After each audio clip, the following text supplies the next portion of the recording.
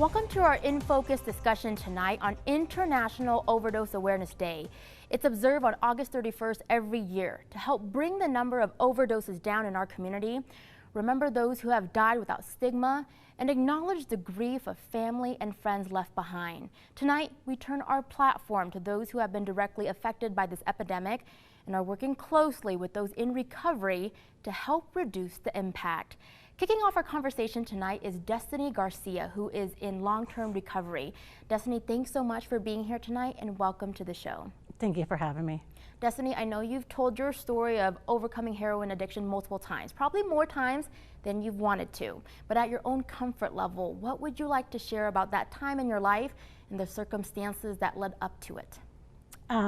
Well, like I've told you before, I've gone through a lot of pain and trauma and abuse in my life, and that took me down a spiral to addiction through opiates. I started using opiates to treat those injuries, and then it ended up treating much, much more. I was wildly addicted very early on, and I had to lose everything to come out of it.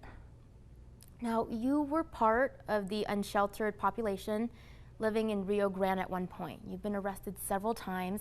At what point did you know that you wanted to get clean, and how hard was that process? Well, I knew throughout my addiction that I wanted to get clean. I remember sitting there crying as I was getting high because I didn't want to get high, but I didn't know how to get out of it. Because of Operation Rio Grande, I was offered funding to get treatment. Once that was laid out in front of me, it was all I needed, and I ran with it. Destiny, thank you so much for just sharing that very intimate and personal part of your life. In your opinion, what are some of the barriers and challenges that make it difficult for those in recovery to get clean? And do you feel that there are any misconceptions or anything that the public or community lacks when it comes to this topic? I think the biggest barrier is stigma. I think stigma tells us that a person who is addicted is somebody under a bridge shooting up or somebody homeless. And a matter of fact, a lot of people who are addicted come from status, come from fame, come from money. It's not always somebody under the bridge shooting up or getting high. I mean, addiction does not discriminate. And the stigma around that is so big that the minute you hear the word addiction, that's what you think of. And that stigma needs to be shattered. Tell us about the work that you're doing now and how it feels to be at this point in your life. Oh, I wear so many different hats today. I work at the Salt Lake County Mayor's office as an executive assistant. I work at Odyssey House as a support staff, which is the treatment center I graduated from. That takes me back to my roots every single week. I'm also involved in a new local nonprofit called Clean Slate Utah that's going to help people with the cost of expungement. I'm also very active in the recovery community. Now, Destiny, I know that there are so many wonderful people who work in this area of expertise, and they all bring different things, right, to this job, especially when helping those who are in recovery. How would you say your experiences provide a unique perspective in helping these individuals, such as the work that you do at Odyssey House? I think human stories are the most important. People can relate when they see somebody who has been there, been in the dark, sat in the dark, but then now can sit in the light. If they know you've been through it, they're going to reach out to you. They get a bigger sense of hope when they know that you've been there and they know that you've overcome it.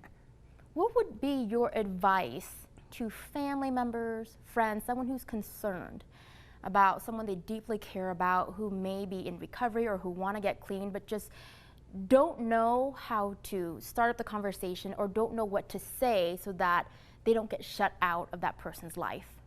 I would definitely say reach out to places like Odyssey House, and also don't give up. It might take that person 1,000 times to get clean, but do not give up on them. We have time for final words. What would you like our viewers, our audience to know or think about when it comes to addiction or overdose prevention? I think the opposite of addiction is connection, and people do recover. People do recover, and they need a support system behind them, so be that support system to them. You've been hearing from Destiny Garcia, who is in long-term recovery. And Destiny, thank you for being here tonight and for sharing your intimate story with us. Thank you. We'll be right back.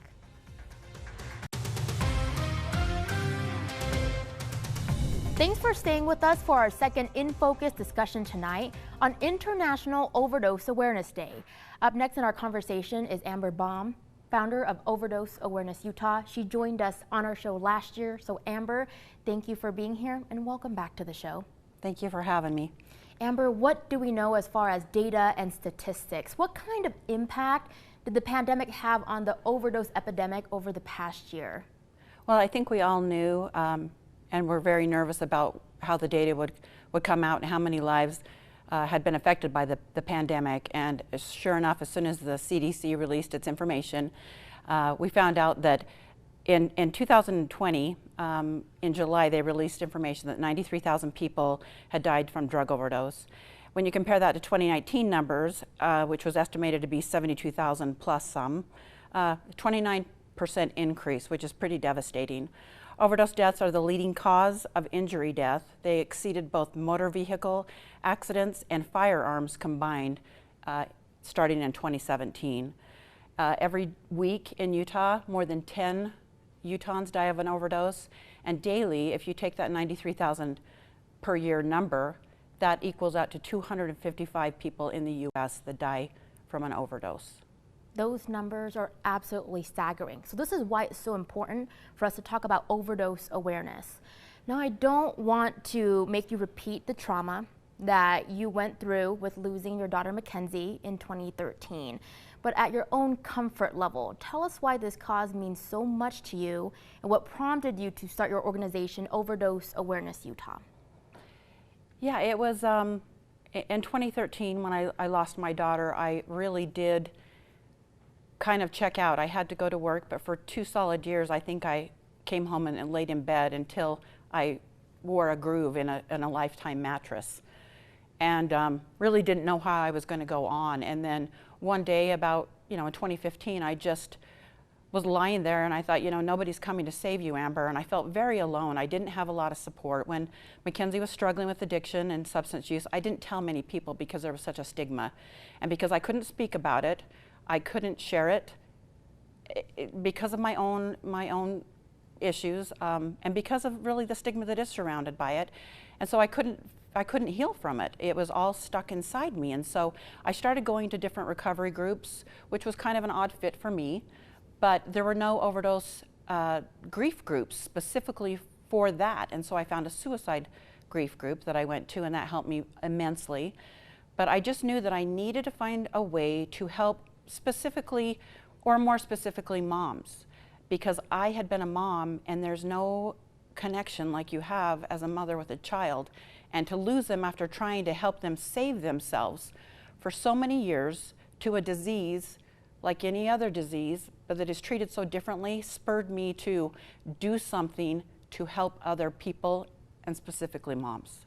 I think that when we look at your story, healing is still happening now. It may have been years, right? Nearly 8 years since you lost dear Mackenzie, and now even you leading this amazing organization, you're still healing to this very day. And I think the message we're getting out of this is you don't have to heal alone. There's this whole support network here who can help you do it.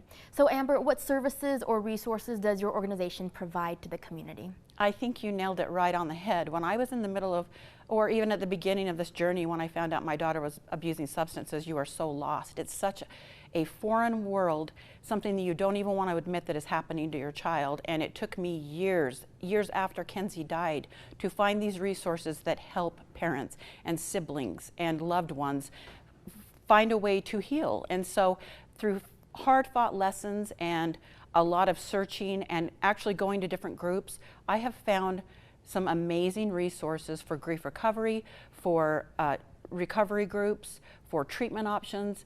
And my organization is a resource to find resources so that you don't have to wade through this quagmire of everything you don't understand. And you can cut through the chase and find resources to help you start the journey to healing, which, like you said, will be a very long journey. But find someone who has gone through something similar to you, and it will change the way you are able to heal, because somebody will understand you, and it's the biggest thing in the world you can do for yourself in a grief journey. Amber, I asked Destiny this question, but I want to hear your take. How can family, friends, parents, talk to a loved one, or help someone who is struggling with drug addiction? I think about this quite often because I think I handled it very poorly when Mackenzie was in her addiction, and I will forever feel just awful in my heart about how I handled it, but I didn't know any better. And until you know better, you cannot do better. And so I would say always treat them with love. You can hate the addiction, you can hate what they're doing, but they hate themselves enough for everyone. You need to remember to love them and meet them where they are. Don't expect them to show up at Sunday dinner in a suit and tie when they're deep into their addiction. Meet them where they are. Remember to always tell them that you love them and be ready to help them when they're ready themselves to ask for it. So love them because they don't love themselves enough or they wouldn't be abusing drugs. Very good advice. The most important thing about our conversation tonight, tell us about the annual event that your organization is hosting tomorrow evening. Yes, International Overdose Awareness is recognized in over 39 countries now. It was started in 2001, based in Australia, in Utah.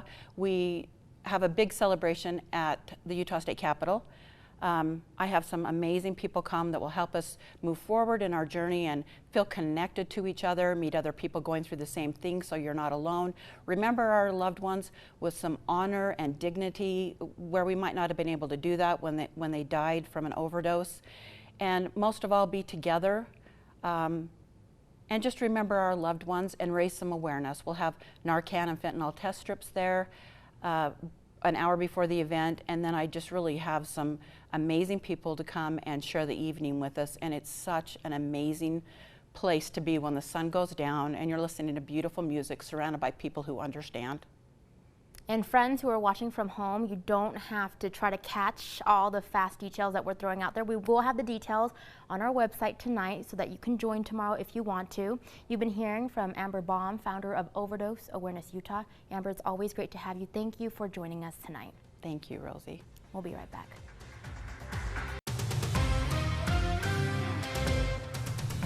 Welcome to our third and final In Focus discussion tonight on International Overdose Awareness Day.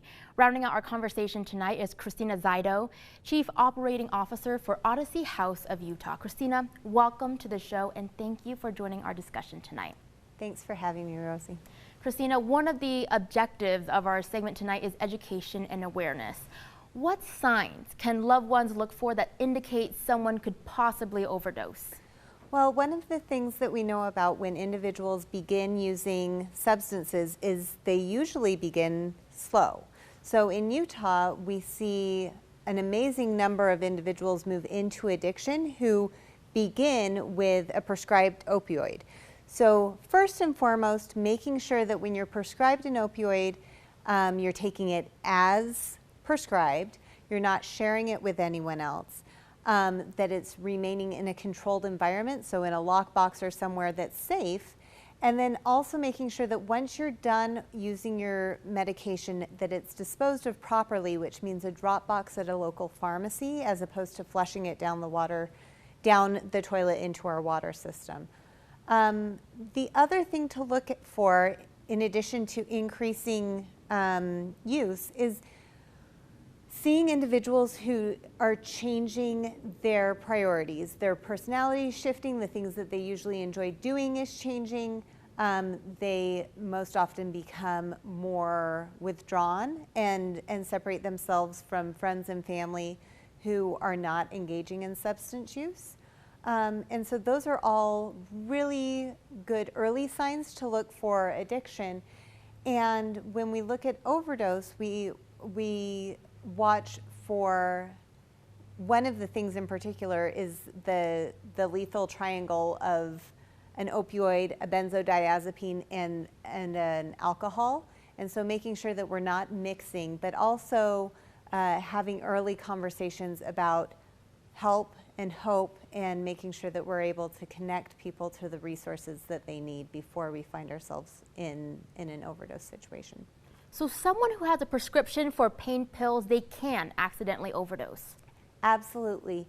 Unfortunately, we see this often, especially when we've got prescriptions for higher doses of narcotic medication.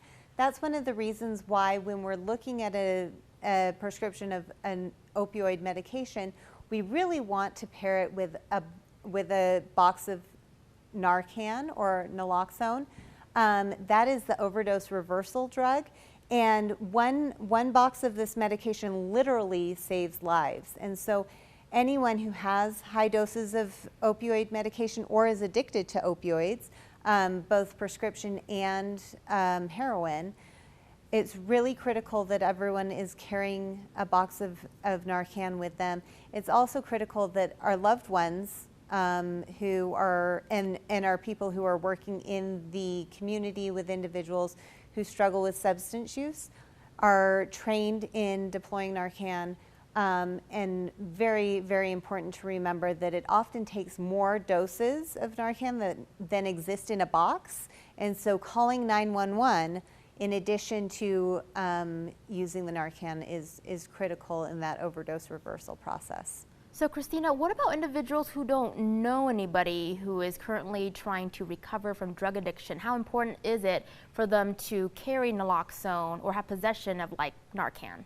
I think it really depends on what they're doing in their everyday lives. If they don't know anyone who is struggling and they don't work in an industry or in a space where they're regularly seeing someone, maybe it's not critical for them to have it on hand at all times, because it is a difficult medication to kind of keep in stock, and we want to make sure it's stored appropriately, that it's not left in hot vehicles or something of that nature. And so if that's not part of an individual's world, maybe not as critical.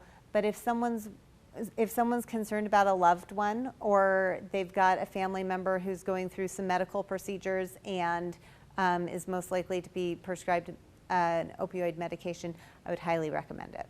Could you talk about how treatment programs that are at Odyssey House where you work help to reduce a person's chance of overdosing?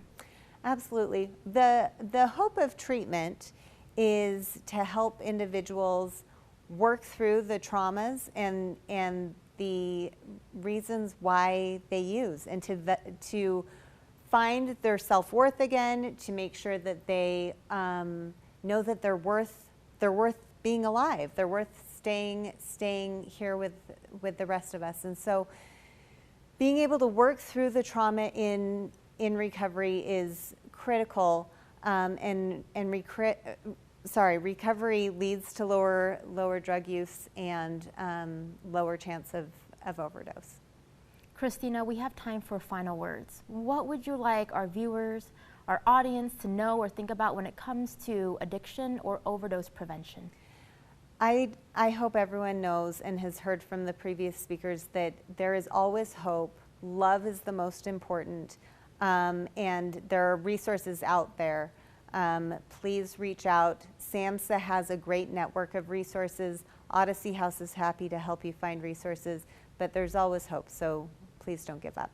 Do you have any resources at the top of your head that you may be able to throw out? Is there a hotline or maybe Odyssey's website, somewhere that people can just go as a starting point if they need help? Absolutely. Odyssey's website is odysseyhouse.org, and SAMHSA does have a helpline. If you Google SAMHSA helpline or drug treatment helpline, they have an online version and a phone number you can call. Thank you so much. You've been hearing from Christina Zaido, Chief Operating Officer for Odyssey House of Utah. And Christina, thank you for bringing your insight and expertise to the conversation tonight. Thanks so much, Rosie. Take care. And before we leave you, I'd like to dedicate this segment tonight to a friend of mine. We lost him just this past week.